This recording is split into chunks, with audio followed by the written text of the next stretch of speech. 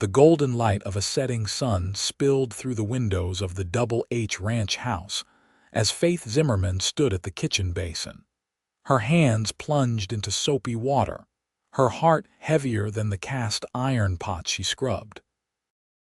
It was 1878 in the Montana Territory, and after 6 months of working as the housekeeper for widower Kade Harrington and his 7-year-old daughter Lily, Faith had decided it was time to leave, though the decision tore at her in ways she hadn't anticipated. "Pass me that plate, would you?" Faith asked, not daring to look at Cade as he gathered the last of the supper dishes from the oak table. His calloused fingers brushed hers as he handed over the plate, sending an unwelcome flutter through her chest. "Supper was mighty fine tonight, Miss Zimmerman," he said, his deep voice carrying that gentle tone he'd been using more often lately. "Lily sure did enjoy those apple dumplings." Faith nodded, focusing intently on a stubborn spot of dried gravy. "I'm glad she liked them. I wanted to make something special tonight." "Special?" Cade leaned against the counter, too close for Faith's comfort. At 32, he stood tall and broad-shouldered, his face weathered from years under the Montana sun, but handsome in a way that made Faith avert her eyes whenever he looked at her too long. "Any particular reason?" Faith drew a steadying breath. "Mr. Harrington, I need to speak with you about something important." Cade's expression grew serious. "Of course." From the adjacent room came the sound of Lily humming as she played with her cloth doll, the one Faith had made for her birthday last month. The sound nearly broke Faith's resolve. "I've received a letter from my cousin in Denver," Faith said, the words rushing out before courage abandoned her. "She's offering me a position at her dressmaking shop. I've decided to accept." Cade went still, his blue eyes searching her face. "You're leaving?" Faith nodded, unable to speak past the sudden lump in her throat. "When?" His voice was tight. "I was hoping to catch the eastbound train the day after tomorrow." "So soon?" Cade ran a hand through his dark hair, a streak of premature silver at his temple catching the lamplight. "Faith, Papa." Lily came bounding into the kitchen, her dark braids bouncing, her face alight with the innocence of childhood. "Can Faith read me a story before bed?" Cade looked at his daughter with a forced smile. "Why don't you go choose a book, sweetheart?" "I need to talk with Miss Zimmerman for a moment." Lily frowned but obediently scampered off to find her favorite storybook. Faith turned back to the dishes, her hands trembling slightly. At 24, she had come west after losing her parents to influenza, seeking a fresh start and finding temporary refuge as Kade Harrington's housekeeper. She hadn't planned on growing attached to this place, to Lily, and certainly not to Cade himself. "Is this about what happened at the spring dance?" Cade asked quietly. Faith felt heat rise to her cheeks. 2 weeks ago at the town social, Cade had asked her to dance. 3 dances, in fact. And under the light of paper lanterns, with the fiddle music swirling around them, something had shifted between them, something that frightened Faith to her core. "No," she lied. "This is about building a future for myself. I can't be a housekeeper forever." "You could be more than that here," Cade said, his voice so low she barely heard it. Before Faith could respond, Lily returned, clutching her book. "I'm ready, Lily," Cade said gently, kneeling down to his daughter's level. "Miss Zimmerman has something to tell you." Faith shot him a pleading look, but Cade's expression remained resolute. She dried her hands on her apron and knelt beside Lily, whose bright eyes looked up trustingly at her. "Lily, sweetheart," Faith began, her voice catching, "I'm going to be leaving soon. I'm moving to Denver to work with my cousin." Lily's small face crumpled. "Leaving? But you can't." "I have to, darling. It's a wonderful opportunity for me. When will you come back?" Lily asked, clutching her book tighter. Faith glanced at Cade, whose jaw was clenched tight. I don't think I will be coming back, Lily. No, Lily's eyes filled with tears. But you promised to stay, you promised. Faith felt as though she'd been struck. When did I promise that, Lily? When Mama died, Lily said, her voice breaking. You said you wouldn't leave me like Mama did. Faith remembered the night clearly, Lily crying in her bed, plagued by nightmares of her mother's passing. Faith had comforted her, assured her she was safe, that Faith was there. Had she promised to stay? Perhaps not in those exact words, but in the way that mattered to a grieving child. I'm sorry, Lily, Faith whispered, reaching for the girl, but Lily backed away. You lied, Lily cried, tears streaming down her cheeks. She dropped her book and ran from the kitchen. Faith rose shakily to her feet, tears threatening to spill from her own eyes. Cade stood watching her, his expression unreadable. I should go talk to her, Faith said. Why? Cade's question stopped her. If you're leaving anyway, what's the point? The harshness of his words stung, but Faith understood the pain behind them. Cade, I know, he interrupted, his voice softening. I'm sorry, that wasn't fair. This is your decision to make. He picked up Lily's discarded book. I'll talk to her. You finish up in here. As Cade left the kitchen, Faith leaned against the basin, feeling as though the foundation she'd been standing on had crumbled beneath her feet. The next morning dawned clear and crisp, autumn painting the distant mountains in hues of gold and crimson. Faith rose early, as was her habit, to prepare breakfast before Cade and the ranch hands headed out to work. She found Lily already seated at the kitchen table, small fingers tracing patterns on the wooden surface, her eyes puffy from crying. Good morning, Lily, Faith said gently, setting kindling in the stove. Lily didn't respond, her silence a worse punishment than any angry words could have been. Faith busied herself with breakfast preparation, flapjacks, bacon, and strong coffee for Cade and the men, hot chocolate for Lily. The familiar routine offered little comfort this morning, knowing it was one of the last times she'd perform it. Cade entered the kitchen, hat in hand, his expression guarded. Morning, he said, nodding to Faith before bending to kiss Lily's forehead. How's my girl today? Lily shrugged, still not speaking. Cade sighed, taking his seat at the head of the table. Tucker says we've got a fence down on the north pasture. Probably need most of the day to fix it. Faith nodded, setting plates before them. I'll pack you some lunch. The meal passed in uncomfortable silence, broken only by the occasional request to pass the syrup or the sound of forks against plates. When Cade finished, he stood, placing his hat on his head. Lily, Mrs. Abernathy will be coming over to watch you while I'm out working, he said. Lily looked up sharply. Why can't Faith watch me? Cade and Faith exchanged glances. Faith needs to pack her things, Cade explained gently. I don't want Mrs. Abernathy, Lily declared. She smells like cabbage and calls me Elizabeth. Despite the tension, Faith had to suppress a smile. Mrs. Abernathy was a well-meaning widow from town who did indeed have a peculiar smell about her and seemed incapable of remembering children's names. It's only for today, Lily, Cade said firmly. Be good. As Cade headed for the door, Faith followed with the lunch pail she'd prepared. On the porch, away from Lily's ears, she spoke softly. I'm sorry about all this. I never meant to hurt either of you. Cade turned to face her, the morning sun highlighting the weariness in his features. Why Denver, Faith? Is it really just about the dressmaking job? Faith looked away, unable to meet his penetrating gaze. It's a good opportunity. That doesn't answer my question. Faith clutched the lunch pail tighter. What do you want me to say, Cade? The truth would be a start. His voice was gentle but insistent. The truth is I'm afraid, Faith admitted, the words tumbling out before she could stop them.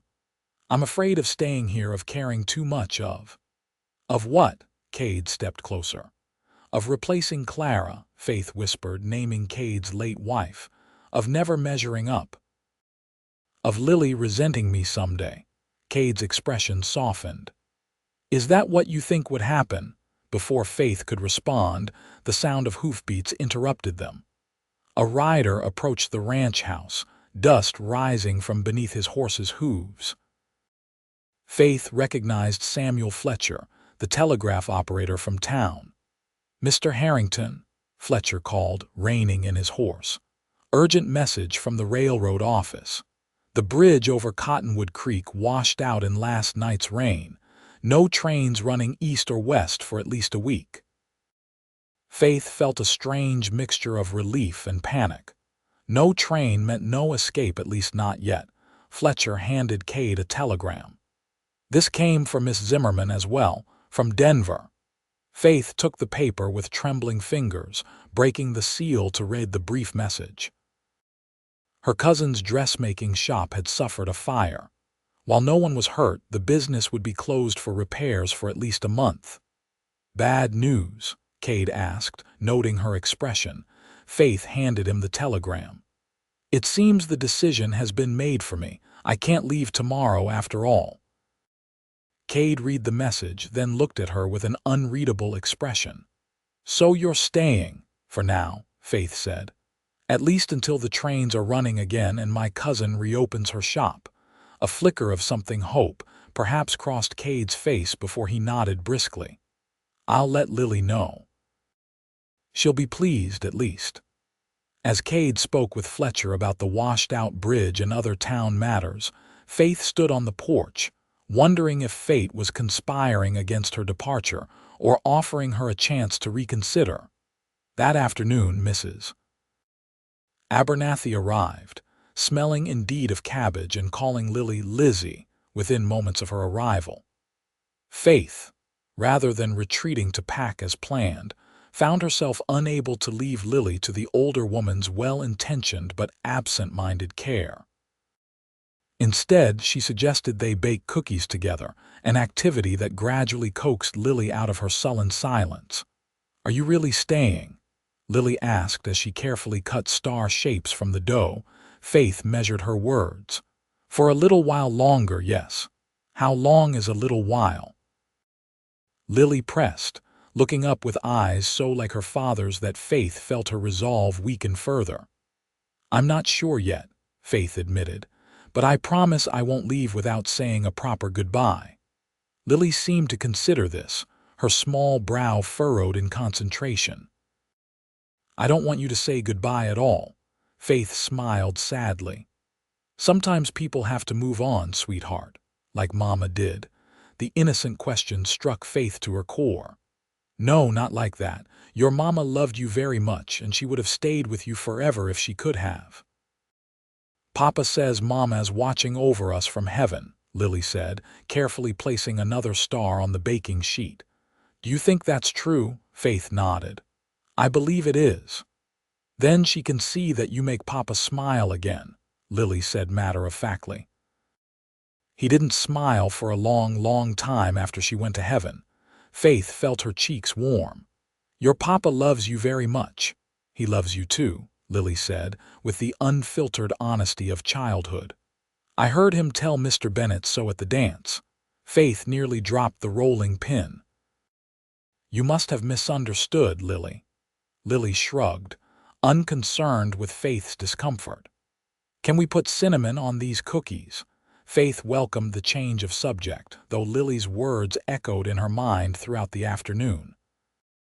When Cade returned that evening, muddy and weary from a day of fence repair, he found Faith and Lily in the parlor. Faith was teaching Lily to embroider a handkerchief, their heads bent together over the delicate work, a plate of star-shaped cookies on the table beside them. "Papa!" Lily exclaimed, jumping up to greet him.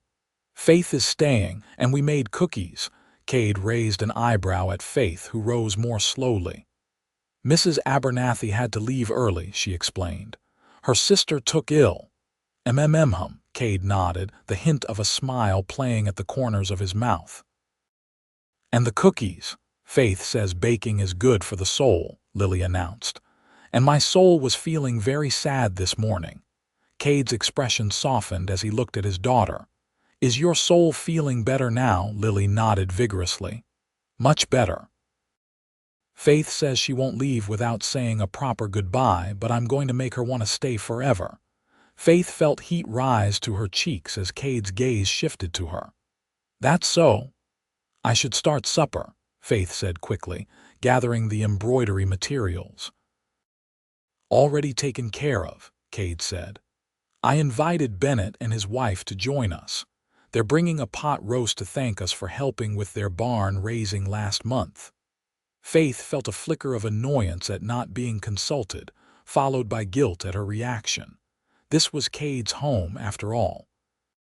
She was merely an employee, a temporary one at that.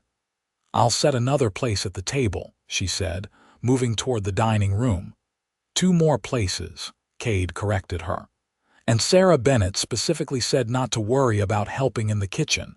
She wants to thank you too." Faith nodded, though the prospect of sitting through a meal with the Bennetts and their knowing looks whenever she and Cade were in the same room filled her with trepidation. The Bennetts arrived just before sunset, Sarah carrying her famous pot roast and her husband Robert bringing a bottle of wine from his sister's vineyard in California. "Faith," Sarah embraced her warmly, "we heard you were planning to leave us.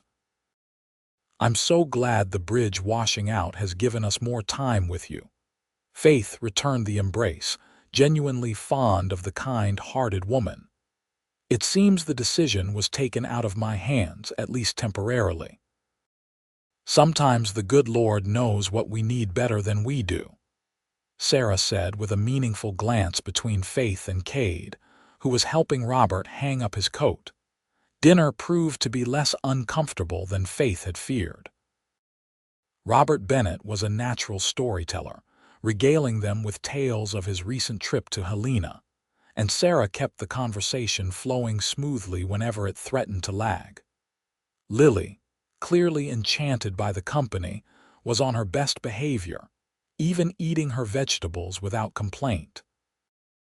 "I hear the fall festival is coming up soon," Sarah mentioned as they enjoyed slices of the apple pie Faith had baked that morning.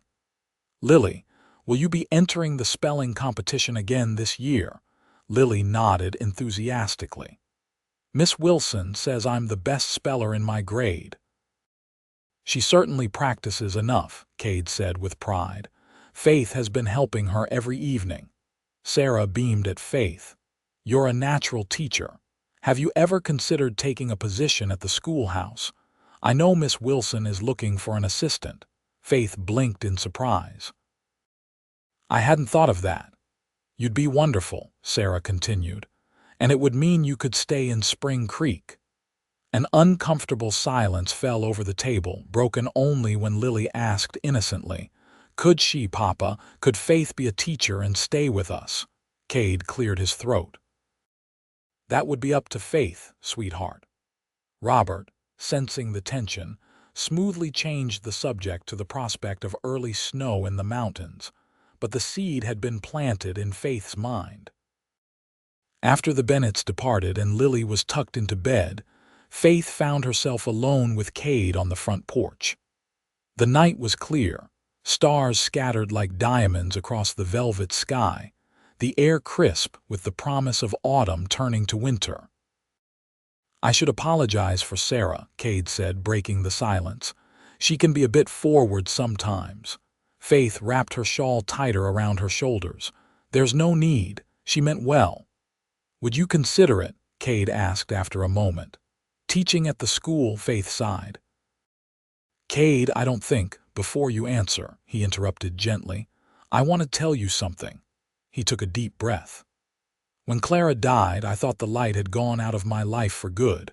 I focused on Lily on the ranch, on just getting through each day. I never expected to feel, to want." He trailed off, seeming to struggle with his words. Faith felt her heart racing, both yearning for and dreading what he might say next. "You brought the light back," he said simply. "Not just for Lily, but for me too." Faith swallowed hard. "I never meant to, I know," Cade said. "And I've never wanted to pressure you. If Denver is truly what you want, I'll drive you to the train station myself when the bridge is repaired." The sincerity in his voice moved her deeply. "And if it's not what I want?" Cade stepped closer, his eyes reflecting the starlight. "Then I hope you'll consider that there might be a place for you here, not just as Lily's teacher or our housekeeper, but as—" "As what?" Faith whispered, though she knew the answer in her heart. "As part of our family," Cade said softly, "if you'll give us a chance." Faith felt tears spring to her eyes. "I'm scared, Cade. Clara was Lily's mother. I could never replace her." "No one's asking you to," Cade said gently. "Clara will always be Lily's mother, but that doesn't mean there isn't room in our hearts for you too." A cool breeze swept across the porch, carrying the scent of pine and sage. Faith closed her eyes, feeling the weight of the decision before her. "Will you at least think about it?" Cade asked. "Take some time. The bridge won't be fixed for a week at least." Faith nodded slowly. "I'll think about it." The week that followed was one of the strangest in Faith's life, a limbo between the decision to leave and the uncertainty of staying. She continued her duties around the ranch house, but every task now carried the weight of possibility. Was this one of the last times she would need bread in this kitchen? One of the last times she would read to Lily by the fireplace on Wednesday? Faith ventured into town with Lily to purchase supplies. As they passed the small schoolhouse, Miss Wilson called out to them from the steps. "Miss Zimmerman, just the person I wanted to see." Faith approached the schoolteacher, a slight woman in her 40s with intelligent eyes and a kind smile. "Good afternoon, Miss Wilson. Sarah Bennett mentioned you might be interested in the assistant position," Miss Wilson said without preamble. "I'd like to offer it to you officially. The school board approved it yesterday." Faith was taken aback. I'm flattered, but I haven't actually decided if I'm staying in Spring Creek." Miss Wilson nodded understandingly. "The position would be there for you if you want it. We could certainly use someone with your patience and intelligence." She smiled down at Lily. "Your spelling is coming along wonderfully, Lily. Miss Zimmerman must be an excellent teacher." Lily beamed proudly. "She is. She knows everything," Faith laughed. "Hardly everything." As they continued their errands, Faith found herself looking at Spring Creek with new eyes, not as a temporary stopping place, but as a potential home. She greeted Mrs. Wallace at the general store, who insisted on giving Lily a peppermint stick for being such a good helper to Miss Zimmerman. They passed Mr. Jenkins, who tipped his hat and mentioned he was looking forward to seeing them at Sunday services. Everywhere they went, people treated Faith not as the Harrington housekeeper, but as a valued member of the community. That evening, after Lily was asleep, Faith sat at her small writing desk and began a letter to her cousin in Denver. The words came slowly at first, then with increasing certainty as she explained her decision to decline the position at the dressmaking shop. A soft knock at her door interrupted her thoughts. She opened it to find Cade standing in the hallway, a leather-bound book in his hands. "I hope I'm not disturbing you," he said. Faith shook her head. "Not at all." Cade glanced at the letter on her desk. "Writing to your cousin." "Yes," Faith admitted, "telling her I won't be coming to Denver after all." Cade's eyes widened slightly. "You've decided to stay." "I have," Faith said, feeling a sense of rightness as she spoke the words aloud. "Miss Wilson offered me the teaching position today, and I realized that Spring Creek feels more like home than anywhere has since my parents died." A slow smile spread across Cade's face. "Lily will be over the moon." "And you?" Faith asked boldly. Cade's smile deepened. "I think you know how I feel, Faith." He held out the book in his hands. "I brought you something. It was Clara's journal from when we first came west. I thought it might help you understand that she would approve of you being in our lives." Faith took the journal with trembling hands. "Are you sure?" Cade nodded. Clara was a wonderful woman who wanted nothing more than happiness for Lily and me. She would have liked you very much, Faith. Tears welled in Faith's eyes. Thank you for this. It means more than I can say. There's something else, Cade said, his voice growing serious. I don't want you to stay just to be Lily's teacher or our housekeeper. I want you to know that my feelings for you run deeper than that. Faith felt her heart quicken. Mine do too, she admitted softly.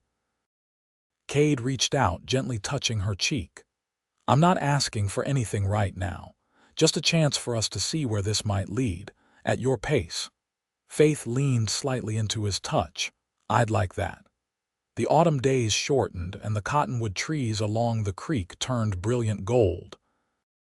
Faith settled into her new role as assistant teacher at the schoolhouse, spending her mornings helping Miss Wilson with the younger children and her afternoons at the ranch with Lily.